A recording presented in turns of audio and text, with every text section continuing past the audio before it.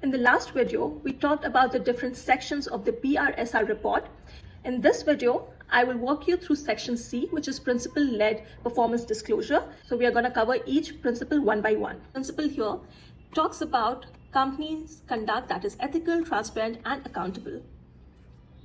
So talking about what is your board of director looking like, the details of any kind of fines or penalties that your company has gotten in the last few years, if there is some sort of imprisonment in place, or the number of directors that you have in this year, number of employees, workers, and there are other leadership indicators.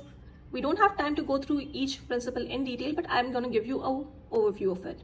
Principle 2 talks if your products are sustainable and safe. So here the questions are around your products and your capital expenditure and your turnover, how much of it is associated with sustainable products. Here there's also questions around life cycle assessment, followed by principle 3 talks about the well-being of employees. So what kind of accidents insurance are there? Are the maternity benefits in place?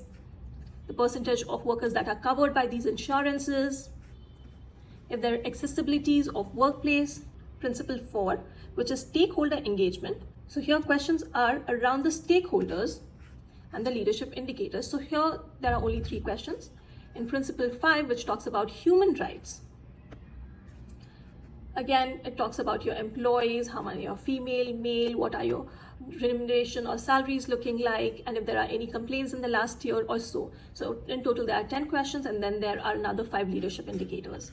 Principle 6 being environment, which is protection and restoration of the environment. So what is the kind of electricity that you're using, how much of it is coming from renewable sources, what is your water withdrawal, and what are your pollutants type.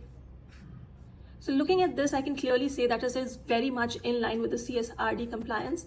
So here again, there are 12 questions followed by leadership indicators. Principle 7 is regulatory policy, what kind of policies are in place. Principle 8 talks about inclusive growth and equitable development. So if there are any projects in place, you have to provide information about that. And finally, principle 9 talks about engaging and providing value to customer. Here you have to talk about what are your data privacy initiatives, or do you have any fair trade practices in place? The entire brsr document is a 35-page document, and these questions are all yes or no questions. As someone who has worked as an account manager at CDP and is very much in touch with the CSRD regulations, I can say that the brsr regulations are very much in line with the international regulations, and it's a great effort and great step from the Indian government.